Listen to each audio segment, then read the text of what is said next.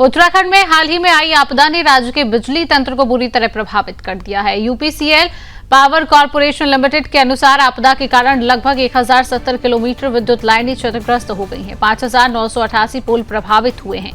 करीब 419 ट्रांसफार्मर भी या तो क्षतिग्रस्त हो गए हैं या फिर बह गए हैं, जिससे कुल नुकसान 125 करोड़ रुपए से अधिक का हुआ है। राज्य भर में कई जगहों पर पावर ब्रेकडाउन की स्थिति बनी हुई है। यूपीसीएल ने तुरंत आपातकालीन व्यवस्थाओं के तहत अस्थायी बिजली आपूर्ति शुरू कर दी है, ताकि जनता को मूलभूत बिजली सुविधा उपलब्ध हो सके।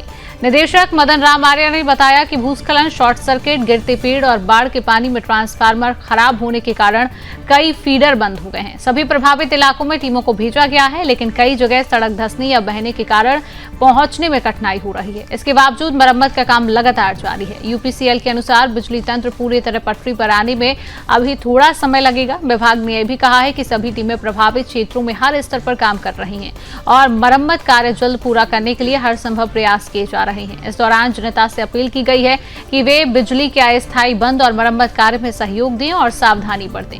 उत्तराखंड सरकार और यूपीसीएल लगातार यह सुनिश्चित कर रही है कि कोई भी क्षेत्र बिजली आपूर्ति से वंचित न रहे।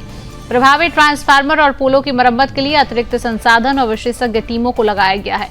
विभाग ने यह भी कहा है कि आने वाले समय में आपदा से प्रभावित बिजली तंत्र को पूरी तरह बहाल करने के लिए विशेष निगरानी रखी जाएगी। बिजली आपूर्ति की सुचारू व्यवस्था के साथ साथ जनता की सुरक्षा को भी प्राथमिकता दी जा रही है। सरकार और यूपीसीएल का मानना है कि इस आपदा से मिली सीख के आधार पर भविष्य में और मजबूत और लचीला बिजली तंत्र विकसित किया जाएगा, ताकि किसी भी प्राकृतिक आपदा में राज्य की बिजली व्यवस्था प्रभावित न हो।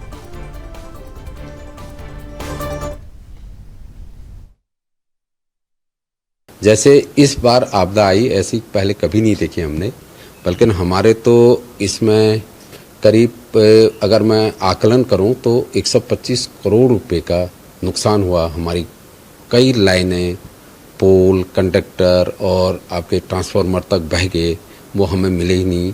उसके बाद हमने सप्लाई रिस्टोर कर, नए सामान लेकर के सप्लाई रिस्टोर तो कर दिया, लेकिन इसमें हमारी इस बार बहुत ज़्यादा क्षति हुई और उपभोक्ताओं को भी परेशानी हुई, क्योंकि हम उसको जितना जल्दी हम कर पाते थे, क्योंकि सड़क न होने के कारण सड़क टूटी थी, सामान ले जाने में हमें दिक्कत आई। तो लेकिन हमने आज की तारीख में हमारे पास कोई भी ऐसा गांव नहीं है जहां पर बिजली नहीं है। हमारे 100% हमने जो बचा हुआ काम था वो पूरा कर लिया और लोगों को बिजली मिलने लगी है।